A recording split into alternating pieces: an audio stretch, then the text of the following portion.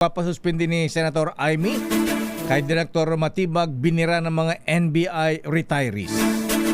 RS15, Giselle Ricafort, please come in. Giselle.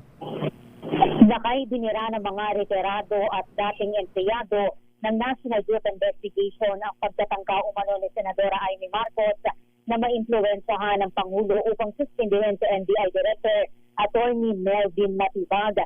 Ayon sa NBI Retirees and Ex-Employees Association, hindi makatuwiran yung panawagan ng presidential sister dahil ginawa lamang ng mga ito yung kanilang tungkulin para sa bayan.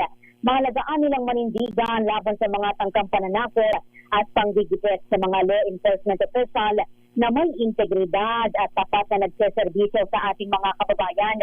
Sinaluduhan ng grupo ang commitment ni Matibag na panagutin si Senator Bato de la Rosa na may arrest warrant mula sa International Criminal Court. Natalulungkot nila yung pagkonsinte ng ilang senador kay De La Rosa at pag-iwas nito sa pananagutan, lalo na noong siya'y nasa ilalim pa ng protective custody ng Senado. Sinundi na rin ng mga retirado ang pagpapaputok ng baril ng Senate Sergeant at Arms sa pangunguna ni Mau Aplasca. Hindi lang anilang ito inilagay sa panganib yung buhay ng mga ahente, media at iba pang nasa loob ng Senado, kundi pinahina rin yung mismong pundasyon ng batas at ng kaayusan. Ito si Giselle Ricafort para sa DZRH, una sa Pilipinas, una sa Pilipino.